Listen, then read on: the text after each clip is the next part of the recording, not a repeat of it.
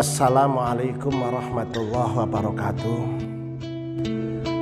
Anak-anakku, siswa-siswi RA PAUD Bunga Bangsa, siswa-siswi MI Plus Bunga Bangsa, siswa-siswi SMP Bunga Bangsa Terpadu, santri-santri Madrasah Diniyah Darul Muttaqin, Pondok Pesantren Darul Muttaqin, yang semoga senantiasa dirahmati oleh Allah.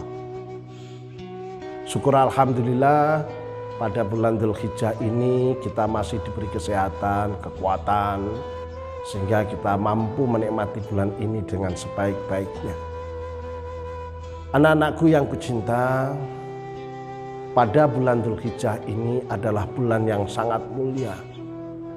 Di bulan ini ada peristiwa yang luar biasa yang biasa kita ikuti, yaitu ibadah haji dan sholat Idul Adha juga berkorban. Di bulan Dzulhijjah ini umat Islam disunahkan mulai tanggal 1 sampai tanggal 10 bulan Dzulhijjah untuk senantiasa memperbanyak berzikir kepada Allah, membaca tahlil kepada Allah, memperbanyak membaca tahmid kepada Allah. Di 10 hari bulan Dzulhijjah ini kita disunahkan memperbanyak untuk bersedekah kepada sekeliling kita, khususnya fakir miskin yang ada di samping kita. Di bulan 10 Dzulhijjah ini, tanggal 1 sampai tanggal 10 ini, kita disunahkan untuk memperbanyak puasa, khususnya di hari Tarwiyah dan di hari Arafah. Tanggal 8 Dzulhijjah kita disunahkan untuk berpuasa di hari Tarwiyah. Di tanggal 9 Dzulhijjah kita disunahkan untuk berpuasa Arafah. Dengan puasa tersebut, dan semoga kita bisa menjalankannya, semoga kita dicatat oleh Allah menjadi hamba yang muttaqin, sebagaimana yang disematkan kepada Nabiullah Ibrahim beserta keluarganya.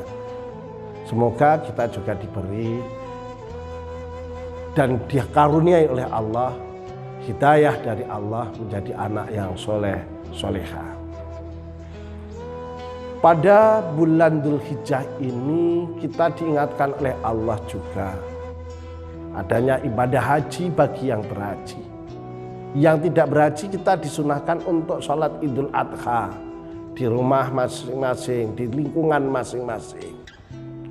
Khususnya di bulan ini kita lakukan sholat Idul Adha di tengah-tengah penyebaran pandemi COVID-19.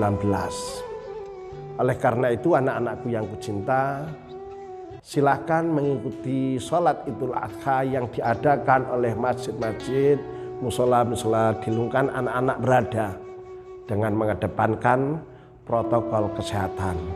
Senantiasa pakai masker, senantiasa menjaga jarak, menghindari kerumunan, dan mencuci tangan. Dengan harapan kita bisa menjalankan ibadah kepada Allah, tetapi kesehatan tetap senantiasa terjaga. Setelah melakukan sholat Idul Adha, silakan anak-anak pulang ke rumah masing-masing. Menjaga kesehatan, menjaga jiwa adalah penting.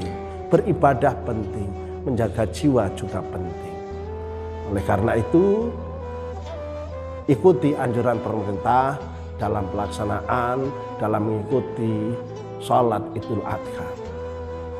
Di hari ini pula di bulan ini pula kita disunahkan oleh Allah untuk berkorban sebagai simbol penghormatan atas peristiwa tatkala Allah menguji Nabiullah Ibrahim alaihissalam untuk menyembelih putranya.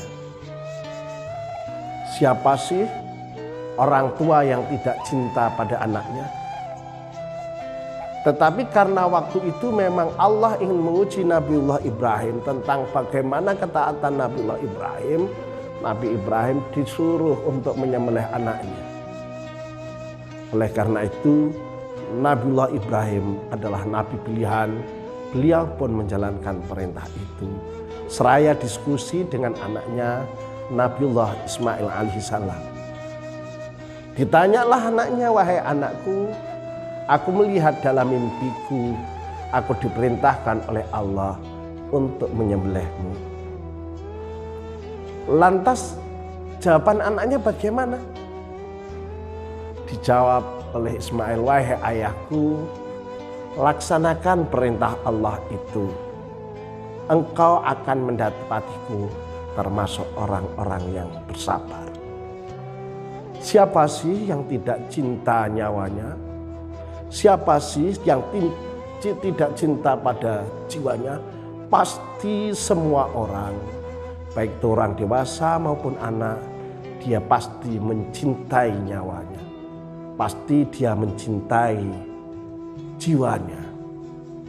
Tetapi karena Allah memerintahkan Nabiullah Ibrahim untuk berkorban, dan itu Nabi Ismail tahu bahwa ayahnya adalah diperintah oleh Allah, Nabi Ismail pun ikhlas untuk menerima sebagai dampak atas perintah Allah kepada Nabi Ibrahim untuk menyembelih anaknya.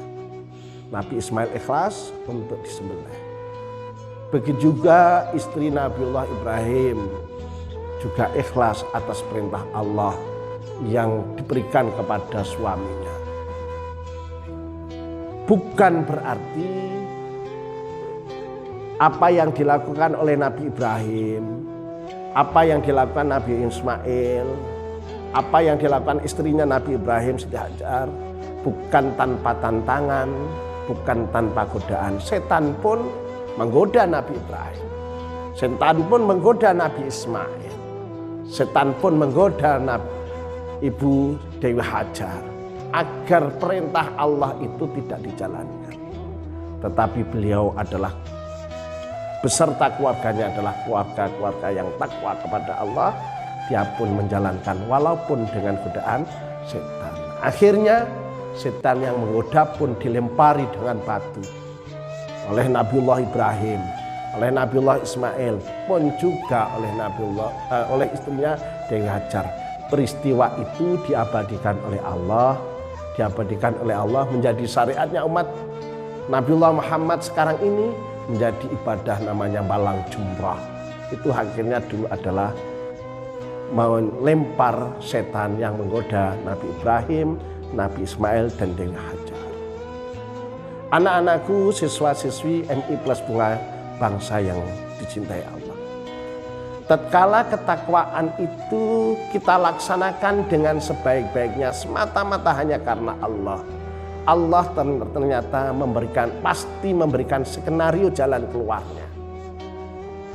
Peristiwa Nabiullah Ibrahim, Nabi Ismail, dan Ibu Hajar ini dijalankan dengan ikhlas oleh Nabi Ibrahim, diterima ikhlas oleh Nabiullah Ismail, diterima ikhlas oleh istrinya Nabi Ibrahim Siti Hajar.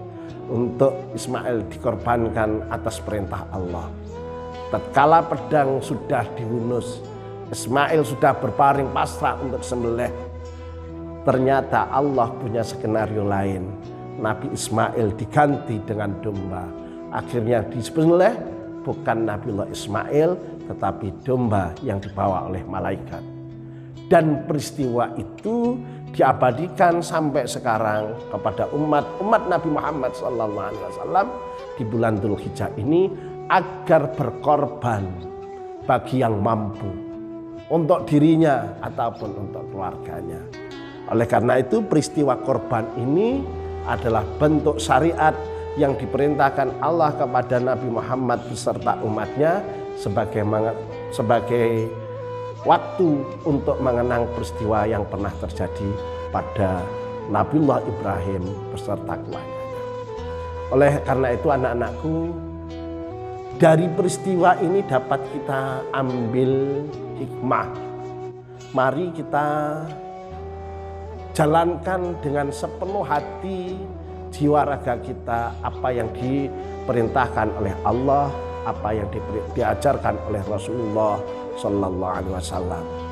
Walaupun toh itu berat, walaupun toh itu penuh ujian dan cobaan, di akhirnya pasti ujian dan cobaan itu akan ada jalan keluarnya.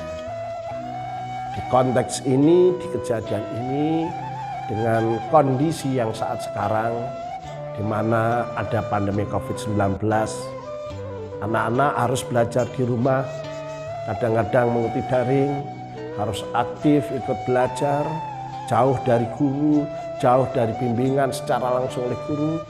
Itu semua adalah ujian Allah.